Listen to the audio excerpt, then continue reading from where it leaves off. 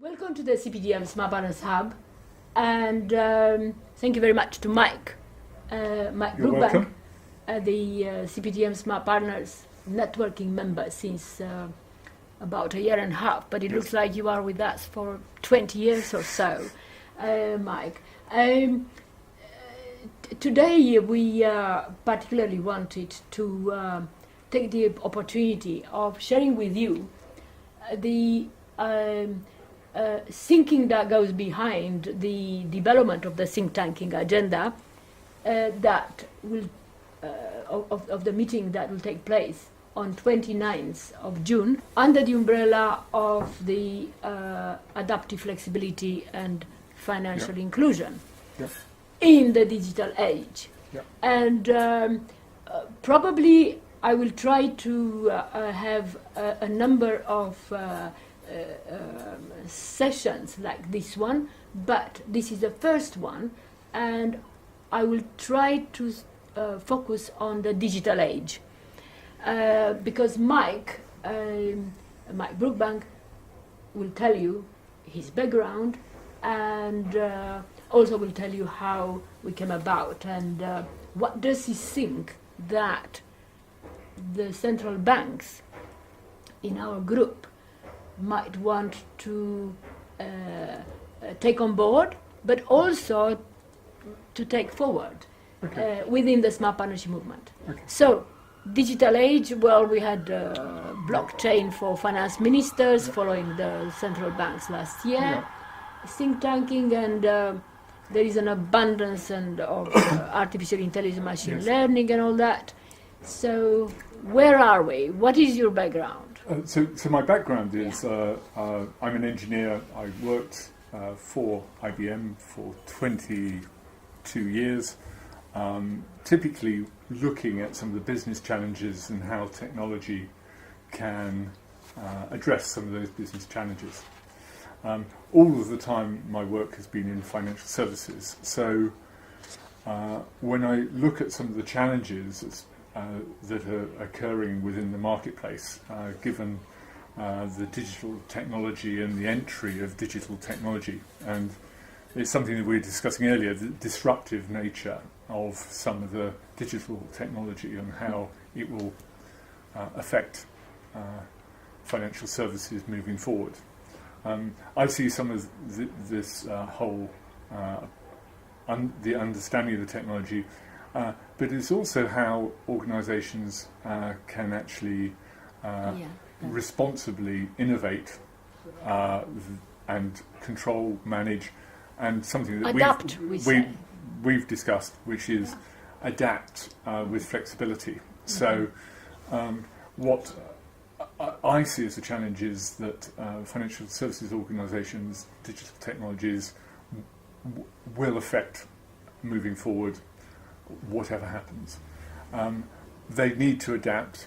The change will be disruptive, but they need to manage the balance between over control of that technology, which will restrict the benefits of some of that technology, with allowing the technologies to be implemented too freely, which will actually disrupt the business operations. So it's getting the right balance, and you use the term adaptive flexibility. It's getting the right balance between the disruption and the benefits and getting the value from the technology. It's ensuring that where I see people investing in technology and the rise of the Fintech, they allow these technologies to develop, but they have the right governance and control over Mike, them. who are they? Sorry. Who are they? They allow they.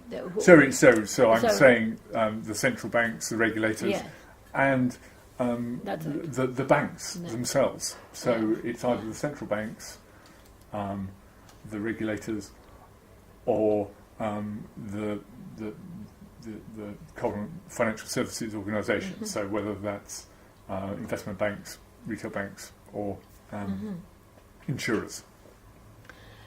Now, we had this issue with the governors, who are the more senior and some of the most senior in any national context, Yeah.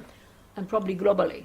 Yeah, we had, and they're a bit more independent than Yes. others. Yeah, Yes. so for that reason, it's very important to get the feedback from them. It's essential.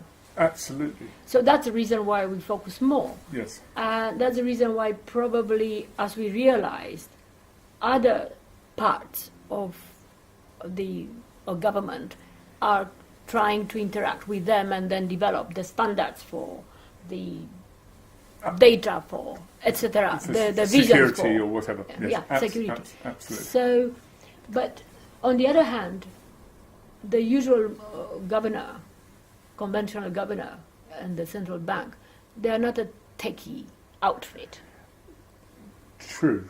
So then there is this thing that they need to take on board an evolving blockchain technology, including standards, whatever, and understanding about it. Absolutely.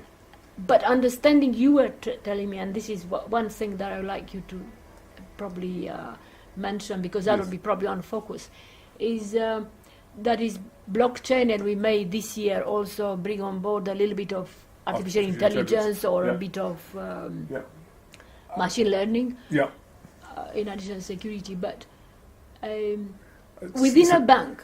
Yeah.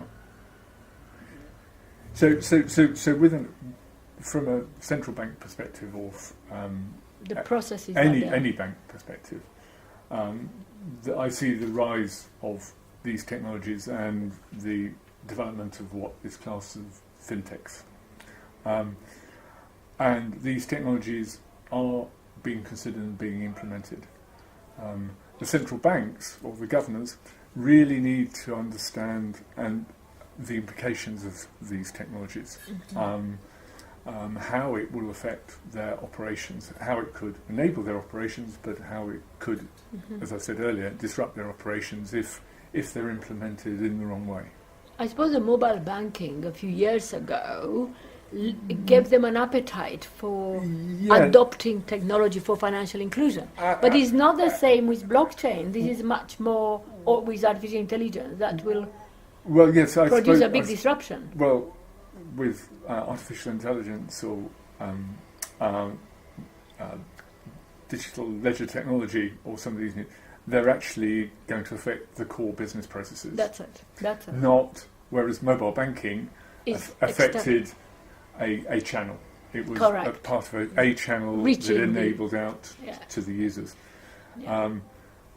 The impact of some of these new technologies, whether it is artificial intelligence, machine learning, or distributed ledger technology, they can affect all the business processes, with the core business processes within that central bank or the country banks. So if, as a smart partner, you'd come and tell them, look, if you put aside the word blockchain or artificial or machine learning, the framework now is all about adaptive, but also is about, one could refer to blockchain or distributed as data references, data sets. One could refer to data sets, but fundamentally the technology is going to affect the value chain right across the bank. But there are in principle there are data references. Technically, it's a data which is shared in between different a shared data ledger, which has been operating within the central banks for 300-400 years. That's it. But it just happened that the technology is available now. It's available now, but it's available to any party. Whereas previously, the central banks would control their ledgers and know exactly what was happening. And could one say, because you have an engineering background, and I'll finish with that, instead of saying to the governor who will say, no, I'm not interested I'm not a techie, artificial intelligence, I don't want to get into this, could one say to them, well, look, you're probably interested in anomalies in the processes of payments, aren't you? Yes. And that's what it is, for instance. Absolutely. It's as I said earlier, it's not specifically around the technology, it's the applicability of The the technology. applicability, yeah.